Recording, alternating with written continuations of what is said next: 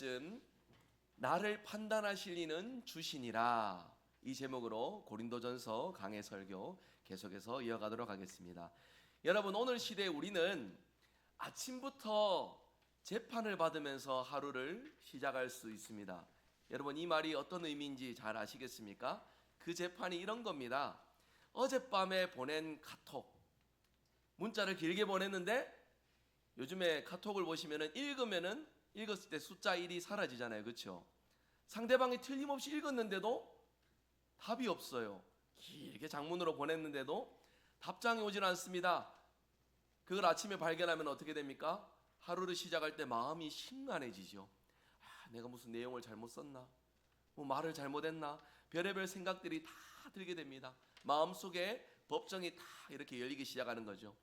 회사에 도착하면은 직장 동료의 표정 속에서 뭔가 나를 대할 때 냉대하거나 세게 대하면은 내가 뭘 좀 잘못했나 싶은 어떤 그런 생각에 하루가 위축되면서 시작되게 됩니다. 그렇게 지친 하루를 마감하고 집에 왔는데도 자식들이 나를 대하는 표정이 영 떨떠름합니다. 다녀오셨어요, 수고하셨어요 라는 그런 말까지는 하진 않아도 뭔가 표정에서 자연스럽게 대해줘야 되는데 뭔가 세게 대하고 냉대하면은 또 많은 생각을 하죠. 내가 무슨 부모 노릇 잘못했나?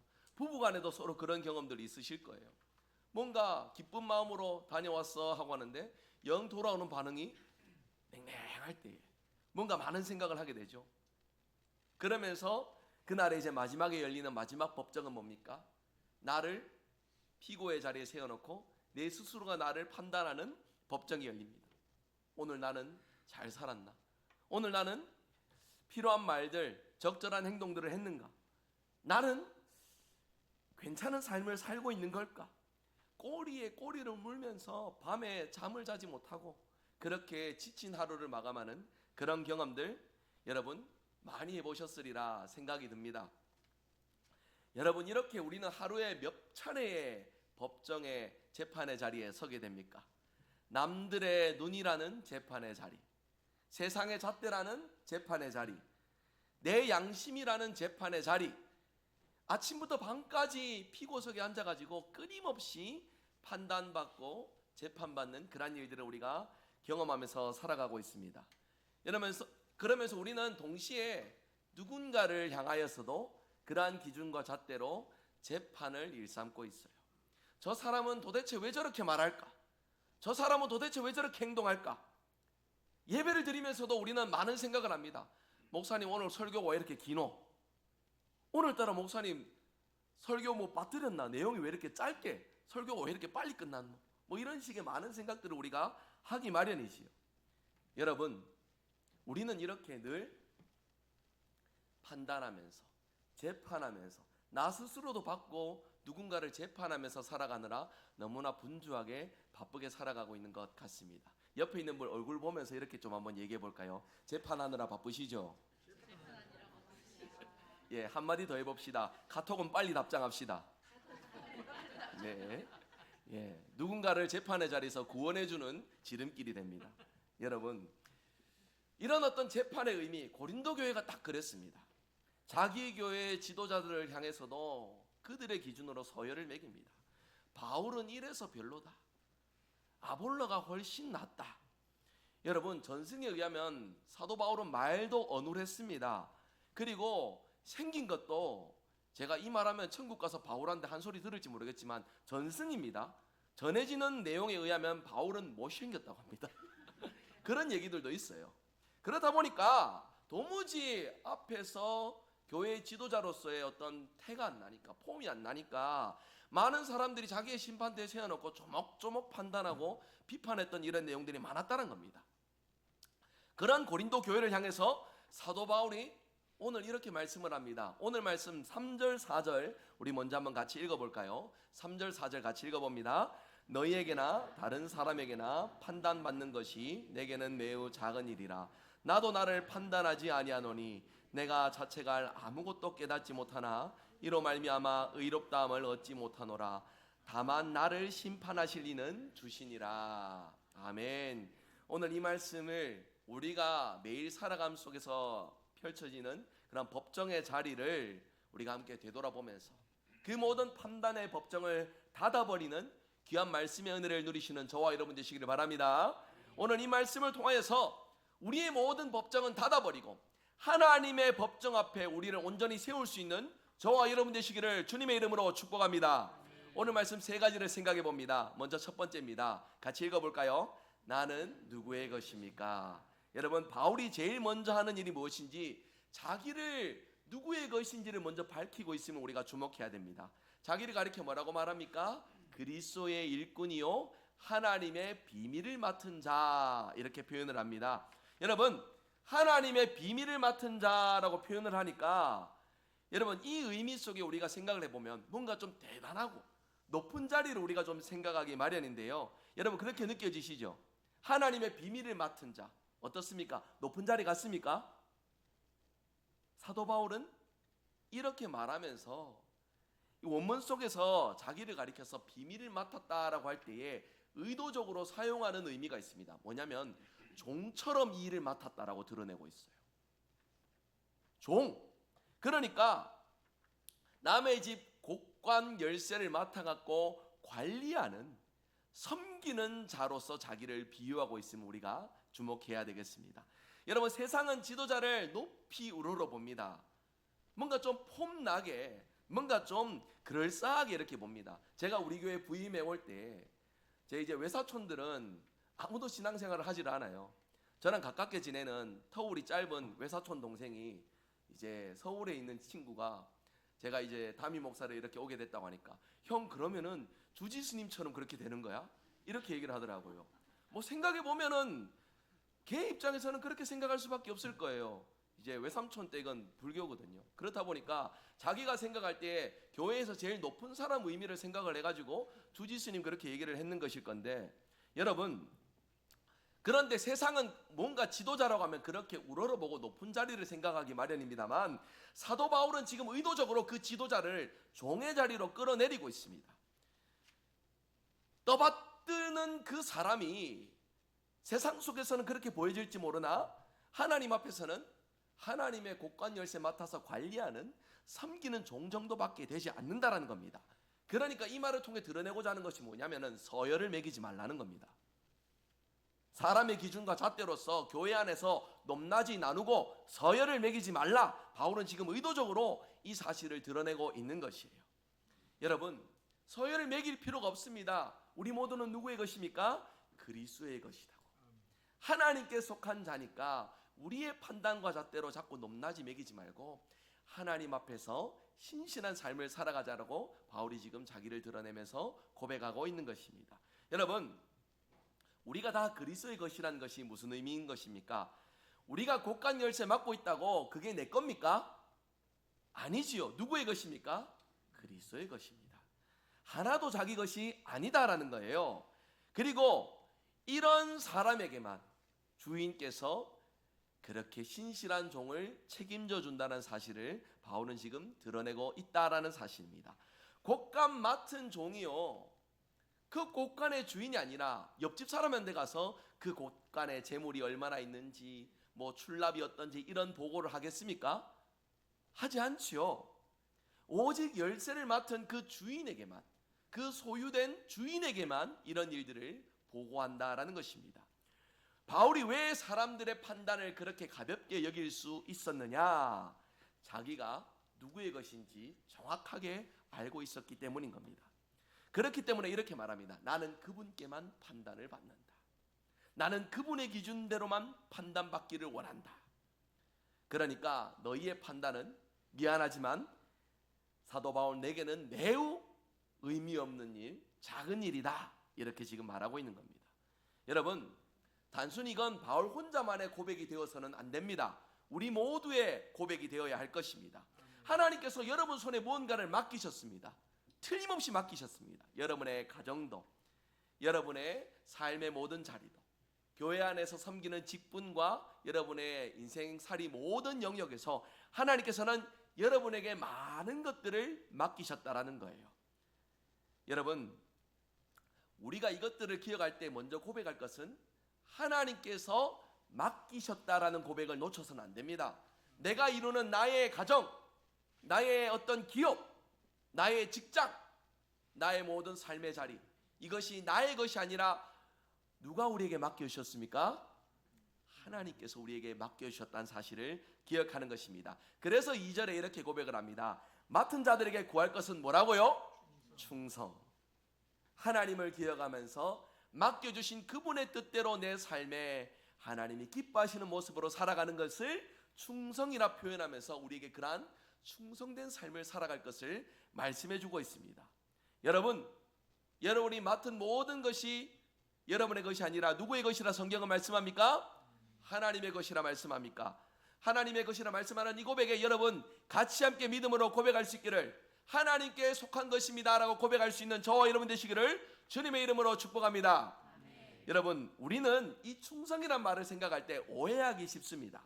뭔가 밤새워서 일을 해야 되고 성과를 내야 되고 눈에 띄게 뭔가 많은 것들을 해야만 충성된 삶을 살 것이다 라고 생각을 하는데, 일정 부분 맞는 말이긴 하지만 이 충성이란 말을 통해서 하나님께서 드러내시고자 하는 의미는요, 따라서 해봅시다. 신실함.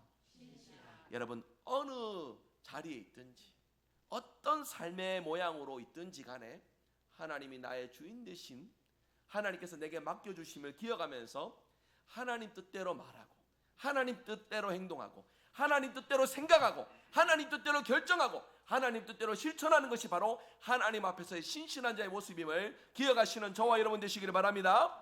하나님께서 여러분에게 말 잘하는 웅변을 요구하고 계십니까? 여러분에게 맡은 것 모든 것 다 대박내고 10배, 30배, 60배, 100배의 결실을 여러분의 힘으로 만들어내라고 하나님께서 요구하고 계십니까? 아닙니다. 여러분에게 원하시는 것은 딱 한 가지예요. 신실함입니다. 하나님 앞에서의 신실함. 그 신실한지 아닌지에 대해서만 우리에게 물으시는 것이 하나님의 말씀인 것이에요. 작은 곶감 맡은 종에게 그 곶감 못 채워놨다라고 하나님께서 나무내지 아니하십니다. 다만 그것을 맡은 일에 얼마나 신실했는지, 얼마나 주인 뜻대로 그 일을 감당했는지 하나님께서 판단하시고 물으신다 말씀해주고 있는 것이에요. 여러분, 그러면 남들이 내가 맡은 곶감 작다, 보잘것없다, 뭐 이렇게 볼품없다 말하는 어떤 그런 것들, 그런 세상의 잣대들 우리에게 의미가 있습니까? 아무런 의미가 없습니다. 그런 말들 백날 천날 해봐야 아무런 소용이 없다는 것을 성경이 말씀해주고 있어요. 다만 우리가 관심 가지고 초점을 맞춰야 될 것은 무엇입니까? 내가 하나님 앞에서 얼마나 신실한지, 하나님이 원하시는 만큼 내가 어떻게 생각하고 어떻게 말하고 행동하는지, 다른 사람들은 못 보지만 나의 모든 것을 감찰하시는 하나님 앞에서 나는 어떻게 살아가고 있는지, 이것을 놓치지 말고 항상 이것을 붙들며 살아갈 것을 성경은 우리에게 말씀해주고 있습니다. 여러분, 우리는 모두 다 그렇게 살아갑니다. 누군가에게 잘 보이고자 노력하면서 수고하고 그렇게 살아갑니다. 그런데 그렇게 많은 사람들에게 잘 보이고자 노력하고 수고하는 반면에 정작 모든 것을 판단하실 하나님 앞에서는 신실하지 못하고 소홀해져만 가는 것이 저와 여러분의 솔직한 삶의 모습이 아닐까 싶습니다. 여러분, 사람 앞에 잘못 보이는 일들은 참 민감하지만 하나님 앞에 신실하지 못한 이 일들에서는 가면 갈수록 둔감해져 가는 것이 우리의 삶의 형편일 겁니다. 조금 신실하지 못한다고 해서 우리에게 벼락 떨어지지 않습니다. 조금 우리가 곁길로 간다고 해서 갑자기 우리가 막 죽을 병에 걸리거나 갑자기 내 삶의 어떤 경제적인 의미들이 다 무너지거나 그런 일들이 우리에게 펼쳐지지는 않아요. 그렇다 보니까 그런 곁길로 가는 자리에 있으면서도 하나님 앞에 신실하고자 하는 마음과 중심을 제대로 가질 수 없는 것이 연약한 우리의 삶의 형편일 것입니다. 여러분, 그렇게 하나님은 우리에게 다시금 말씀을 통해 들려주십니다. 이 말씀 앞에 모든 것을 판단하시는 하나님의 판단 앞에 겸손한 마음, 두려운 마음을 다시금 회복할 수 있는 저와 여러분 되시기를 주님의 이름으로 축복합니다. 그래서 우리 모두가 하나님 앞에서의 신실한 모습, 누가 보든 보진 않든 모든 것을 감찰하시는 하나님 앞에 정직한 마음, 겸손한 마음으로 살아가시는 저와 여러분 되시기를 주 예수 그리스도의 이름으로 축복합니다. 아멘. 두 번째 오늘 말씀 대지입니다. 같이 읽어볼까요? 나는 몇 개의 법정 앞에 서 있습니까? 이제 바울은 그 법정들, 재판의 자리를 몇 가지 언급합니다. 한 3개 정도를 언급을 하는데, 첫 번째는 너희의 법정입니다. 너희에게 판단받는 것이 내게는 매우 작은 일이라, 이렇게 고백을 하면서 고린도 교인들이 신문했던 그 법정에 대해서 언급하고 있습니다.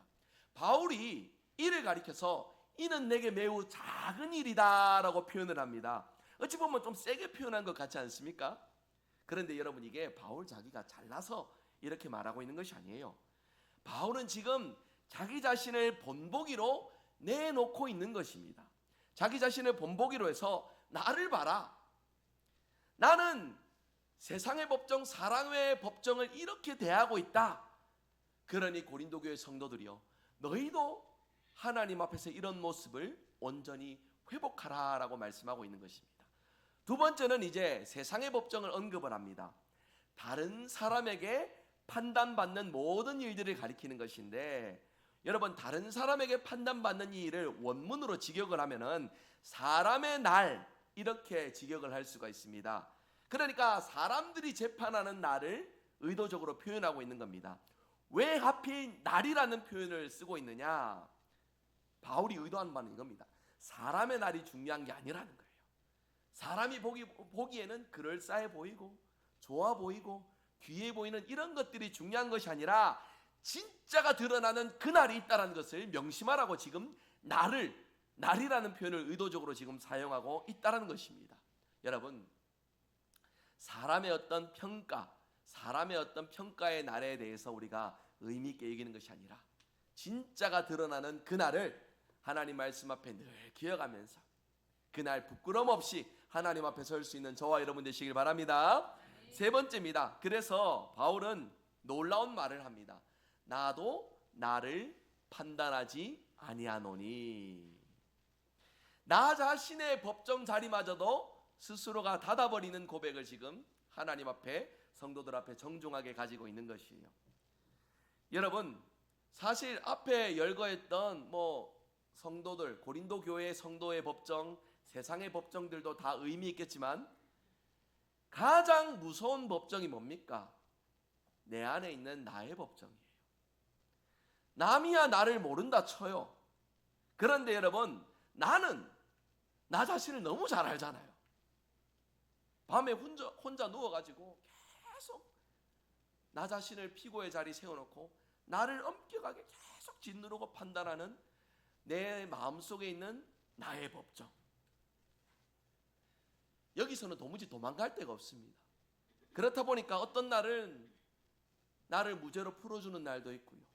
그래, 원하진 않지만은 어쩌다 보니 그럴 수밖에 없지 않았느냐 싶은 마음에 스스로 합리화하는 그런 일들도 있고, 어떤 날은 엄중한 잣대로 막 계속해서 찍어 누립니다. 사형 선고를 막 수십 번씩 내리고 있는 이제 그런 일들을 펼치고 있어요. 그러면서 뭐라 말합니까? 나는 안 돼. 나는 이 모양이야. 나는 이 꼴이야. 이래가지고 뭘 할 수 있겠어? 스스로 막 계속 자책하고 인생의 무게의 돌을 계속 쌓아가는 그런 일들을 우리 모두 경험해 보셨을 겁니다. 그런데 여러분, 여기서 바울이 말하고 있는 것은요, 이 자기 자신의 법정마저도 믿을 만한 것, 신뢰할 만한 것이 못 된다라고 말씀하고 있어요. 우리 한번 4절 말씀 한번 볼까요? 이제 표시된 부분만 같이 한번 읽어봅니다. 내가 자책할 아무것도 깨닫지 못하나 이로 말미암아 의롭다함을 얻지 못하노라. 다만 나를 심판하실 이는 주시니라. 아멘. 내가 나를 판단해 본들 내가 무죄라는 것은 아니다. 이 부분을 지금 의도적으로 강조하고 있는 것입니다. 양심이란 게 여러분 저울 같은 거예요. 나를 재는 저울과 같은 것인 것이죠. 그런데 이 저울을 누가 맞춰놨습니까? 나예요. 기준이 나라는 겁니다. 내가 기준이 되어 판단을 한들 그 판단이 완전하거나 의로움을 완전히 보장할 수는 없다라는 것을 바울이 지금 고백하고 있는 것입니다. 여러분, 1990년 4월에 인류가 우주에 아주 대단한 것을 하나 올려보냈어요. 인류의 눈이라고 말하면서 한 개 대단한 것을 올려보냈는데 허블 우주 만원경이라는 겁니다. 여러분 혹시 들어보셨습니까? 사진 한번 띄워주십시오. 15년 동안 준비했고요.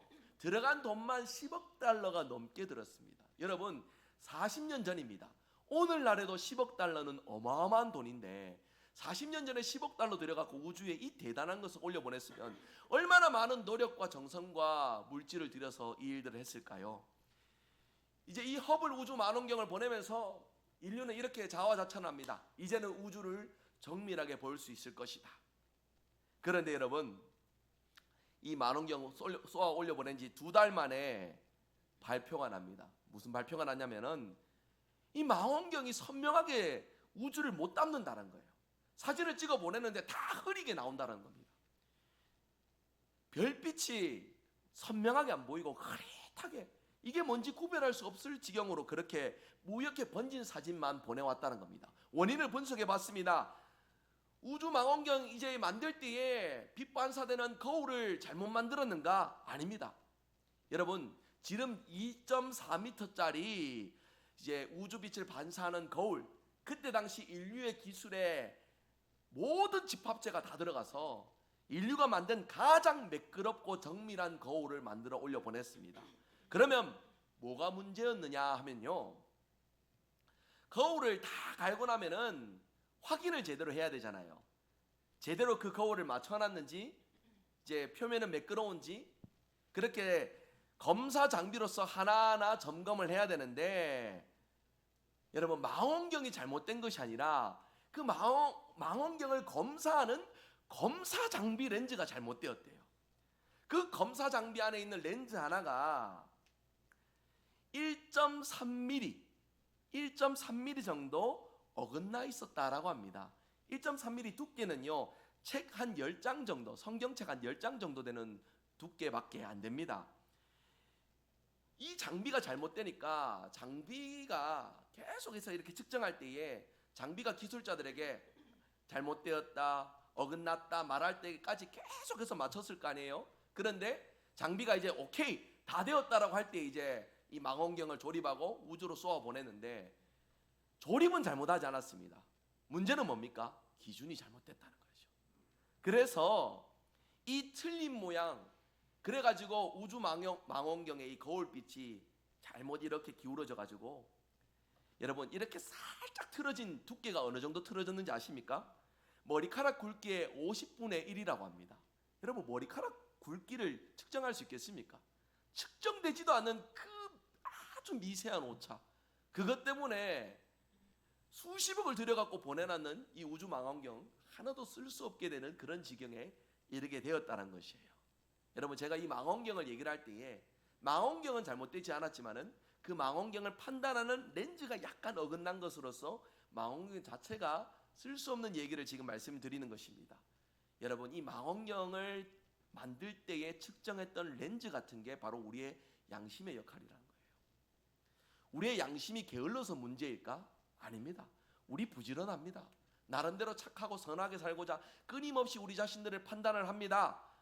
우리 양심은 열심히 일해서 때로는 우리를 죄인의 자리, 책망의 자리, 세상 누구도 우리를 손가락질하지 않지만 내가 내 스스로 손가락질은 일하는 일들을 서슴지 않고 많이 이루고 있습니다.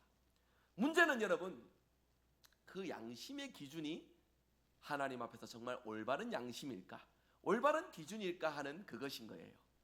우리는 우리 기준으로 우리를 판단합니다.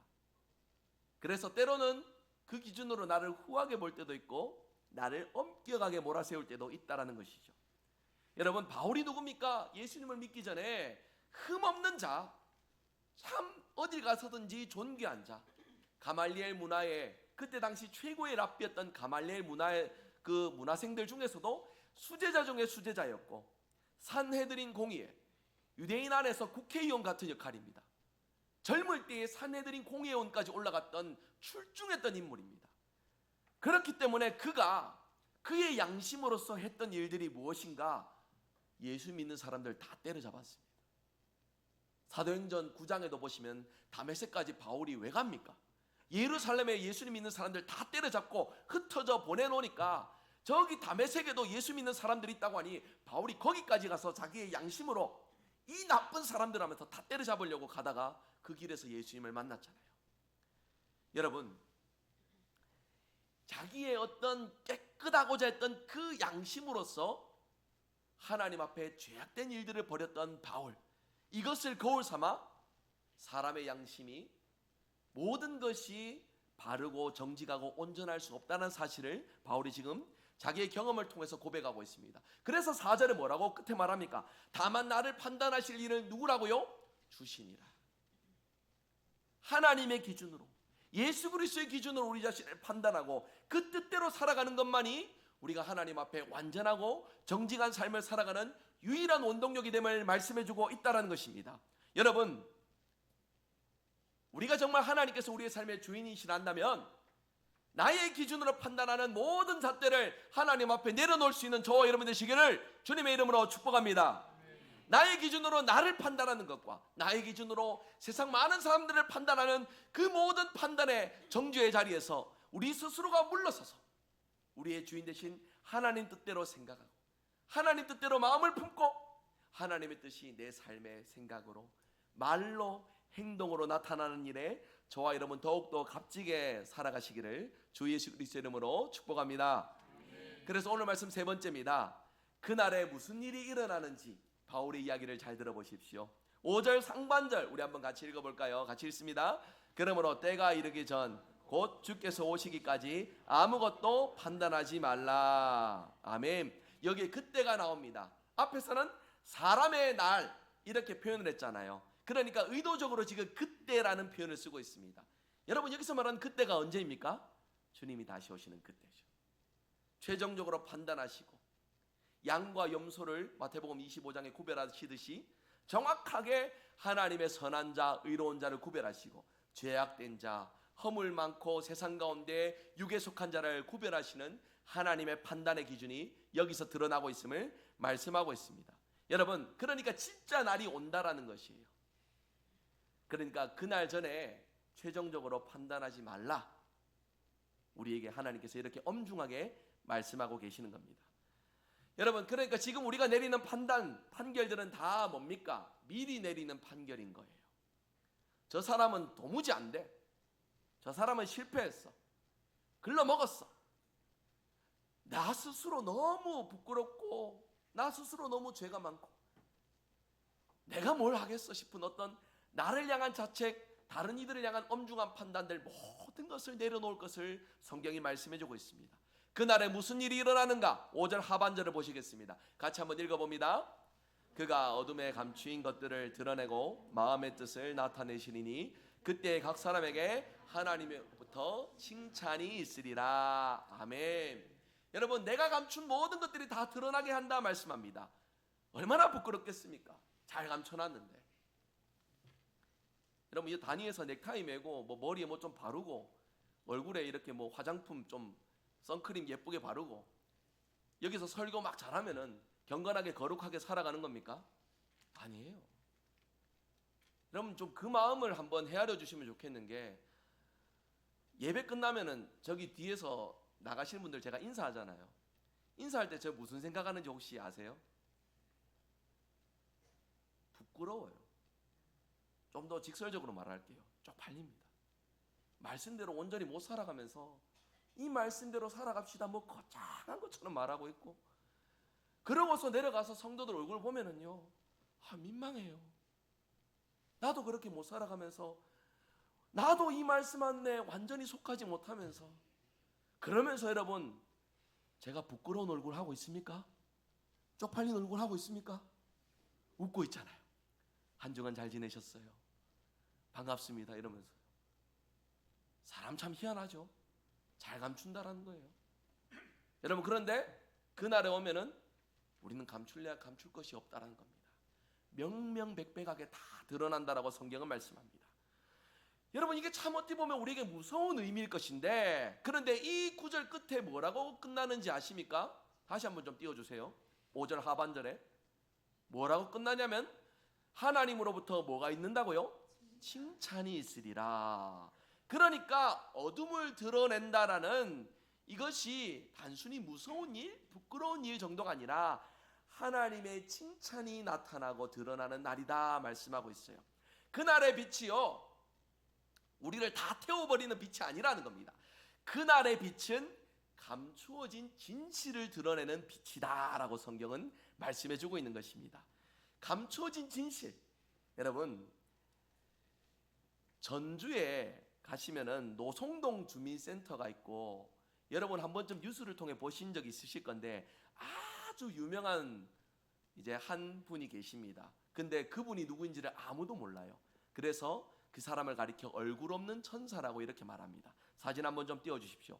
작년 12월 30일에도 발신자 표시 제한 남자의 목소리로 동사무소 주민센터에 전화가 한 통 걸려왔습니다. 저기 한식 뷔페 앞에 소나무 앞에 한 종이 박스 하나 있으니까 그거 좀 챙겨가 주십시오. 그러고 전화를 끊어요. 그래서 직원들이 한 300m 가까이 가보니까 그 소나무 아래에 A4 용지 상자에 뭔가 담겨져 있습니다. 꺼내보니까 9,4만 6천 원이 거기 들어있는 겁니다. 여러분, 이 사람이 이렇게 거기다가 돈을 갖다 놓은 게 처음 있는 일이 아닙니다. 2000년부터 지금까지 계속해서 이어져 오고 있어요. 그래서 거기다가 손편지로 어려운 이웃들을 위해서 꼭 사용해 주십시오 하면서 그렇게 이제 자기를 드러내지 않고 기부 행위를 행했던 것이 이제 26년 동안 이어지고 있습니다. 그래서 많은 사람들은 이 일을 가리켜서 얼굴 없는 천사라고 말하고, 지금도 그 동네에는 이 사람을 기리면서, 이러한 정신을 기리면서 마을 축제까지 열리고 있습니다. 여러분, 이 사람이 26년 동안 포기한 것이 무엇인지 아세요? 사람들의 칭찬입니다. 앞에 나와서 내가 이런 일들을 했어 자기를 드러내 세우는 것이 아니라 자기를 철저히 감추면서 선한 일들을 행하고 있다는 겁니다. 그래서 사람들은 세상 법정에서 이 사람에 대해서 한마디 호명도 하지 못한 채 누군지를 알 수 없으니까요, 얼굴 없는 천사라 하면서 이 사람의 선행을 추앙하고 기리는 그런 일들을 이루고 있습니다. 그런데 여러분, 그날의 빛이 임하면은요, 이 사람의 선한 행실도 다 드러나게 됩니다. 누구인지 명확하게 밝혀진다는 것이죠. 그 빛 앞에 익명도 없고 감출 것도 없다라는 겁니다.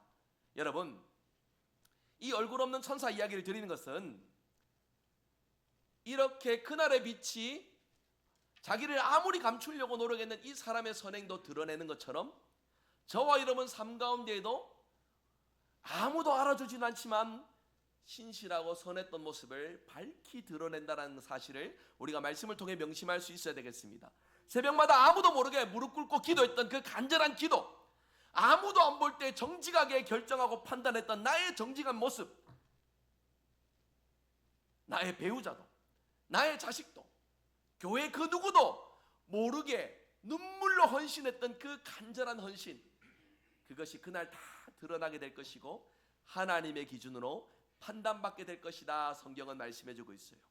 여러분, 우리는 사람의 칭찬 참 인정받고 싶어서 막 발버둥을 칩니다. 얼굴 없는 천사요? 저 같았으면 현수막 걸었을걸요. 김상규 이만큼 이웃들을 위해서 도왔다, 언론에도 내고 기사도 내고, 그런 마음이 막 생기고 그런 마음이 제 마음속에 막 요동치지 않을까 싶은 그런 생각이 듭니다. 왜 그런 마음을 가집니까? 인정받고 싶어서요. 여러분, 하나님 우리를 다 그렇게 지으셨어요. 하나님께서 우리에게 주신 성품입니다. 인정받고 싶은 마음은 누구나 다 있기 마련입니다. 그런데 그걸 우리는 오늘의 엉뚱한 방향으로 자꾸 채워가려고 해요. SNS에 자랑해가지고 다른 사람들의 좋아요 한번 받고 칭찬 한번 받고 싶은 욕심으로, 다른 사람들이 나한테 수고했다 잘했다 말 한마디 안 해주면 섭섭한 마음이 들어가지고 색쭉해지는 어떤 이런 것들로서 자꾸 이상한 방향들로 우리의 인정의 욕구들이 펼쳐진다는 겁니다. 여러분, 성경은 우리에게 틀림없이 이렇게 말합니다. 그날 감출래야 감출 수 없다고요. 다 드러나게 된다라고 말씀하고 있습니다. 여러분, 여기서 우리가 분명하게 정리합시다. 그날 누구의 기준으로 판단하실까요? 하나님의 기준으로 판단하십니다. 그러니까 이 전주에 얼굴 없는 천사도 선행을 행한 것은 맞지만은 하나님의 기준으로 판단했을 때에 또 다른 의미들이 된다라는 것이죠. 우리가 생각하는 도덕적 우월, 윤리적인 가치, 이것들이 앞서는 것이 아닙니다. 하나님의 기준이 항상 우리의 삶에 제일 중요하고 앞설 수 있어야 된다는 것이에요. 여러분, 우리는 종이라고 했습니다. 하나님의 종입니다. 맡겨주신 것을 맡아 관리하는 종들일 뿐이에요. 옆에 있는 분 이렇게 서로 얼굴 바라보면서 서로 미소를 머금고, 너무 또 정색하고 말하면 기분 나쁠 수 있으니까 미소를 머금고 꼭 말씀해 주십시오. 종노릇 잘합시다. 하나님의 종입니다. 하나님의 종으로서 하나님 앞에서 판단받는다라는 이 기준을 명심하시며 하나님 앞에 정직하게 신실하게 살아가시는 저와 여러분 되시기를 주 예수 그리스도의 이름으로 축복합니다. 말씀을 맺습니다. 여러분, 이제 세상의 법정, 여러분들이 만들어 놓은 그 법정, 판사의 자리에서 내려오시길 바랍니다. 우리 인생의 판사들 너무 많습니다.